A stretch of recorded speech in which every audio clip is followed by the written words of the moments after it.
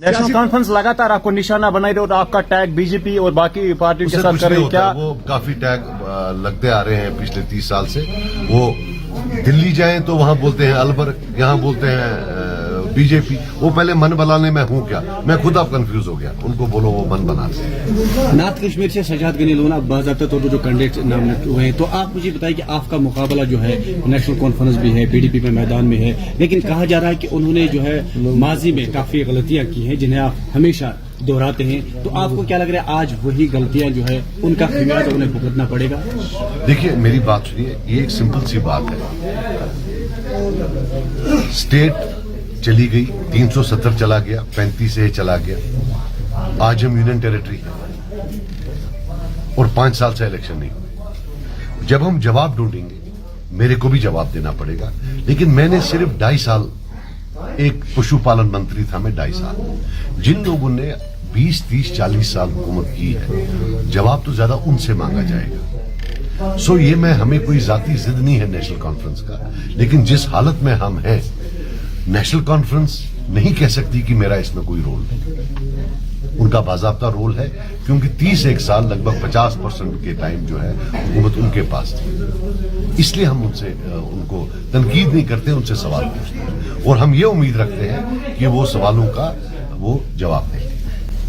Sir, पीछे जो elections हुई उनमें बड़े वादे किए जाते थे, जैसे सड़क रूल अटानमी या बाकी चीजें। इस इलेक्शन में ऐसी कोई बड़ी बात नहीं कही जा रही है। तो जब अगर हम मान के चले कि सजाद गनी लोन साहब नॉर्थ कश्मीर से जीत जाते हैं, तो क्या बड़ा कुछ ऐसा रहेगा जिसपे आपका मेन फोकस रहेगा? देखिए 2 चीजें हैं, डेवलपमेंट एंड डिग्निटी। डेवलपमेंट होता है आपकी economic packages. As I said, मेरा ख्वाब है जो जम्मू कश्मीर के लिए, I see it in the long term as horticulture based, कि इसमें horticulture, some sort of agriculture, biotechnology, which means aromatic plants, medicinal plants, ये बहुत बड़ी इंडस्ट्री जिसमें thousands of crores का टर्नओवर हो सकता है। और दूसरा टूरिज्म। मेरा main focus our as a party is to get as much funds as possible for development of these 2 sectors. फिर दूसरा है डिग्निटी। डिग्निटी ये हम समझते हैं कि जो जम्मू कश्मीर का बच्चा है, उसको आप उसी कानून से तोलिए जो गुजरात के बच्चा, कर्नाटका का बच्चा, दिल्ली का बच्चा हो, जो यहां एक एक्स्ट्रा ऑर्डिनरी जो इन्होंने सेट ऑफ रूल्स बना के रखा है जम्मू कश्मीर के बच्चों के लिए, बिलखुसूस जो ये कल्चर ऑफ पुलिस सर्टिफिकेट्स है, और किस police certificate on what basis, वो डिग्निटी की बात है कि भाई अगर एक खानदान में एक बंदा कहीं इन्वॉल्व था, तो उसके भाई को, उसके बाप को, उसके बेटे को, उसकी बेटी को, बहन के बेटे को, भाई के बेटे को, किसी को नहीं मिलेगी। और ये हमारा कोई बाहर का नहीं है, ये इन्हीं सरकारों ने ये कानून बनाया है। पूरी दुनिया में कहीं ये कानून नहीं है कि बाप की सजा बेटे को, या बेटे की सजा बाप को, या भाई की सजा भाई को। ये सिर्फ जम्मू कश्मीर में है। जवाब हम चाहते हैं कि आज जो नौजवान है, आपको नहीं पता, मुझे नहीं लगता आपको प्रॉब्लम है या नहीं, लेकिन हमारे पास सैकड़ों प्रॉब्लम रोज आती है, डजन्स ऑफ देम, जहां बच्चे को नौकरी मिलती है लेकिन उसको पुलिस सर्टिफिकेट नहीं मिलती है। वो बोलता है सर मैं तो तब पैदा ही नहीं हुआ था जब मेरे फादर से कोई गलती हुई। Is anybody talking about it? ये इशू नहीं है क्या? Emotional slogans are over.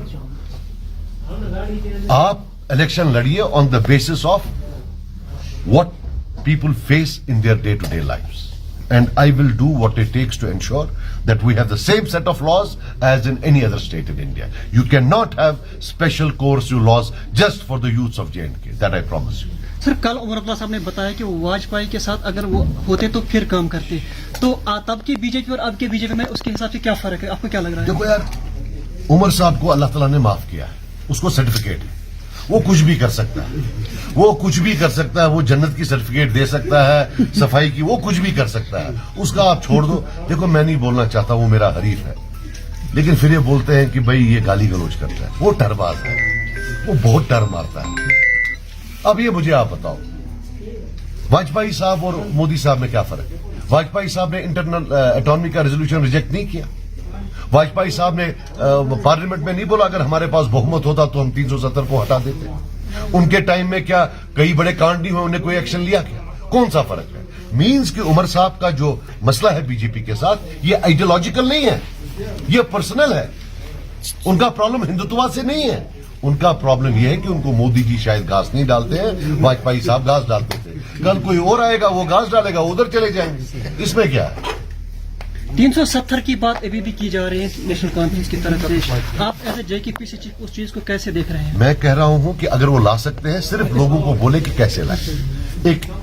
एक जो है आईनी रोड मैप दे कि वो कैसे लाएंगे, क्योंकि देना पार्लियामेंट में है, देना पार्लियामेंट में। तो मैं आपको बता दूं कि मुझे याद है आज से 2 साल पहले, 1.5 साल पहले मुझे एक वर्कर आया, बोला सर हमने सुना है नेशनल कॉन्फ्रेंस वाले बोलते हैं कि जो सीटें सजाद साहब को आएंगी ये इस्तेमाल की जाएंगी असेंबली में एक रेजोल्यूशन पास करने के लिए, जो सुप्रीम कोर्ट भेजा जाएगा, क्योंकि तब खबर थी कि असेंबली इलेक्शन होगा। तो ये झूठ उन्होंने डाल दिया कि जी रेजोल्यूशन पास होगा, वो असेंबली जाएगा। फिर सुप्रीम कोर्ट ने फैसला भी सुना दिया। उनको अगर लगता है कि देखो, क्योंकि इनके 3 MP वहां होते हुए 370 लिया, वो कुछ न कर पाए। अब अगर इनका कोई MP गया, अगर गया, वो कैसे वापस लाएगा, वो इनको लोगों को समझाना चाहिए। झूठ नहीं चलेगा, कितना झूठ बोलेंगे। आपके हिसाब से ये 70 साल से झूठ बोल के आ रहा है, आपको अभी लग रहा है कि उनकी तरफ से कोई MP अब कश्मीर से जाएगा? मुझे लगता है आपकी मर्जी है ना जाए, तो मेरी भी वही मर्जी है। तो सजाद साहब, मैं आखिरी सवाल पूछना चाहूंगा कि यार आप सवाल इट्स क्लियर नाउ कि PDP और NC अब साथ नहीं जा रहे हैं, लेकिन साथ में ये भी कहा जा रहा है कि सजाद साहब के कुछ जो लाइक माइंडेड लोग हैं शायद सजाद साहब का साथ देंगे, जैसे अल्ताफ साहब या बशर, कहीं और भी इन कैंडिडेट्स या लोग हैं पॉलिटिकल लीडर्स, क्या उनमें कुछ कन्वर्सेशन उनके साथ चल रही है कि at this point of time? देखिए, अभी जो मैं यहाँ बैठा था, हमारे कलारूस के लोग थे, गरीब तबके से थे, मैं इनके साथ कॉन्वर्सेशन कर रहा था। ये conversation from here till top मेरी चलती रहेगी इन परस्यूट ऑफ अ विन। हम तो किसी के पास भी जाएंगे और उसको बोलेंगे। सो ये वो कम्युनिकेशन तो होती रहती है, लेकिन किससे वो मैं इसमें बयान नहीं